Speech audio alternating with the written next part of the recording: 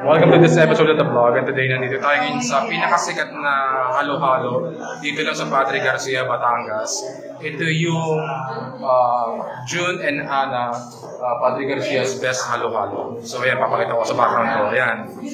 So nandito tayo sa loob mismo. Ito yung bagong pwesto nila sa tapat lang ng palengke. Air-conditioned tong lugar na to. So isinerve na yung halo-halo natin. And then titikman na natin ito ngayon. So, yan lang kayo.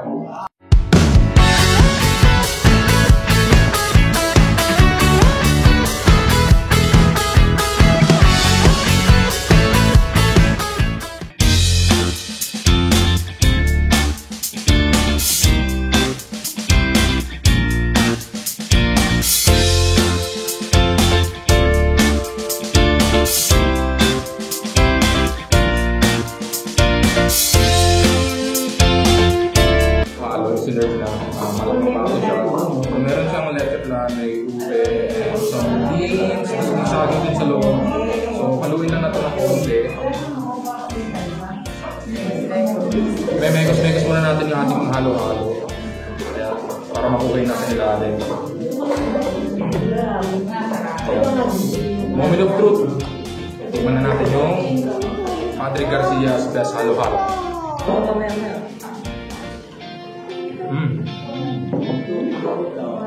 Ang sarap. Ito nga yung best halo-halo dito sa Padre Garcia. One more bite. The best.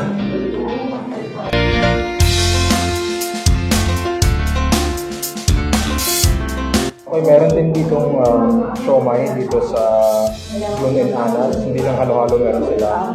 So ito yung kanilang siomai. Pakita ko lang sa camera. Yan siya. So titikman na natin yung kanilang siomai.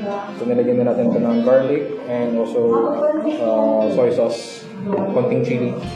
Tikman natin.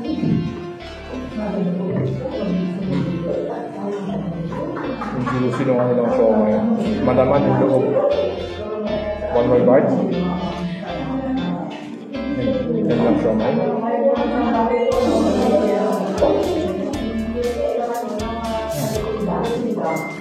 Sarap ng siomai. Napatunayan ko talaga na ang halo-halo sa June and Ana ang pinakamasarap na natikman ko sa lahat. So babalik tayo dito para gumawa ng full vlog dahil nagmamadali na kaming umalis. So see you soon sa aming pagbabalik dito sa June and Ana.